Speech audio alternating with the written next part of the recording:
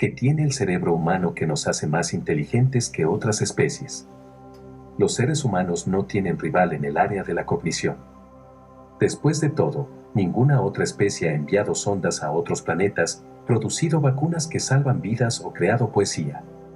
¿Cómo se procesa la información en el cerebro humano para que esto sea posible? Es una pregunta que ha generado una fascinación infinita, pero que no tiene respuestas definitivas.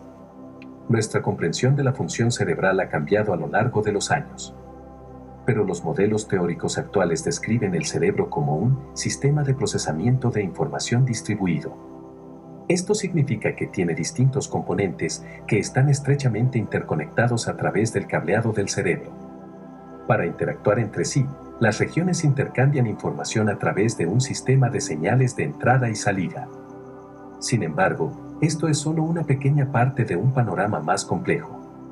En un estudio publicado en Nature Neuroscience, usando evidencia de diferentes especies y múltiples disciplinas neurocientíficas, mostramos que no hay un solo tipo de procesamiento de información en el cerebro.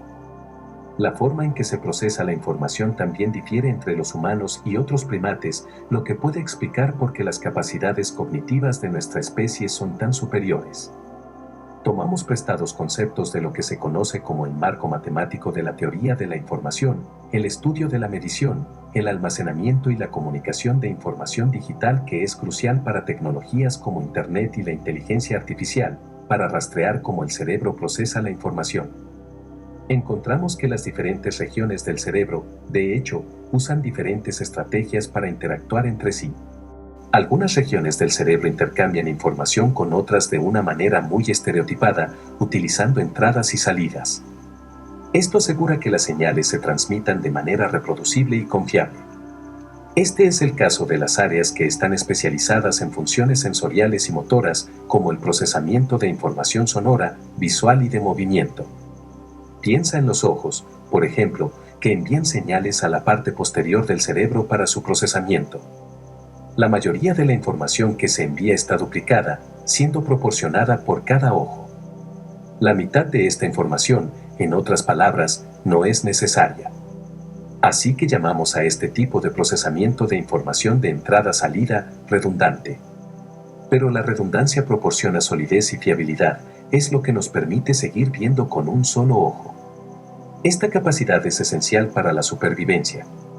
De hecho, es tan crucial que las conexiones entre estas regiones del cerebro estén anatómicamente conectadas en el cerebro, un poco como un teléfono fijo.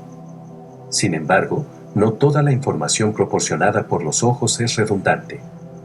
La combinación de información de ambos ojos finalmente permite que el cerebro procese la profundidad y la distancia entre los objetos. Esta es la base para muchos tipos de anteojos 3D en el cine. ¿Por qué los humanos hace 3000 años tenían el cerebro más grande que el nuestro? Este es un ejemplo de una forma fundamentalmente diferente de procesar la información, de una manera que es mayor que la suma de sus partes. Llamamos a este tipo de procesamiento de información, cuando se integran señales complejas de diferentes redes cerebrales, sinérgico. El procesamiento sinérgico es más frecuente en las regiones del cerebro que dan soporte a una amplia gama de funciones cognitivas más complejas, como la atención, el aprendizaje, la memoria de trabajo, la cognición social y numérica. No está cableado, en el sentido de que puede cambiar en respuesta a nuestras experiencias, conectando diferentes redes de diferentes maneras. Esto facilita la combinación de información. El procesamiento sinérgico es más frecuente en las regiones del cerebro que dan soporte a una amplia gama de funciones cognitivas más complejas, como por ejemplo el aprendizaje. Tales áreas donde se produce mucha sinergia, principalmente en la parte frontal y media de la corteza, la capa externa del cerebro, integran diferentes fuentes de información de todo el cerebro.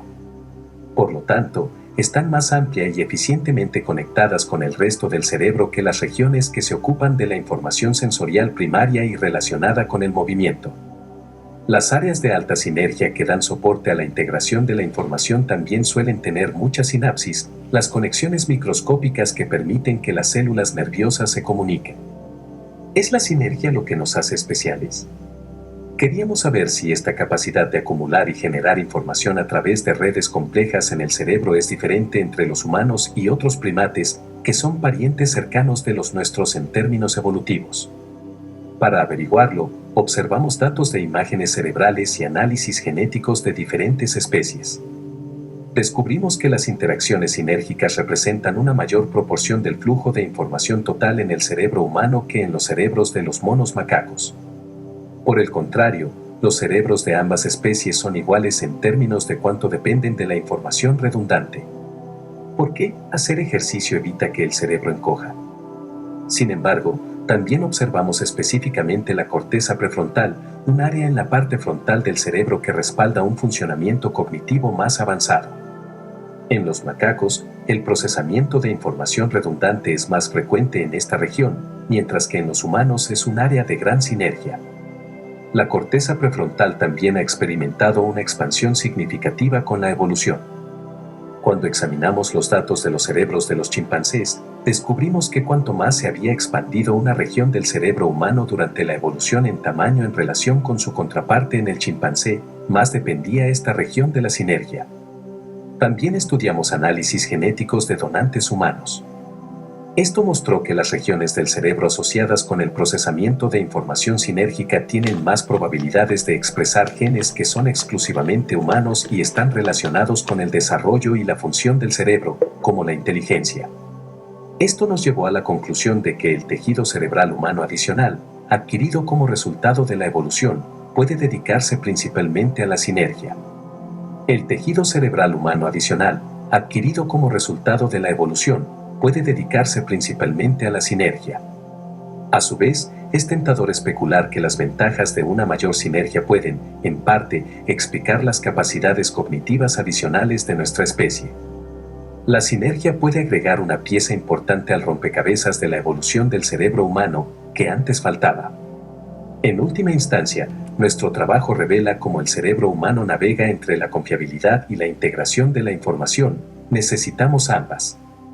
Es importante destacar que el marco que desarrollamos promete nuevos conocimientos críticos sobre una amplia gama de preguntas neurocientíficas, desde las relacionadas con la cognición general hasta los trastornos.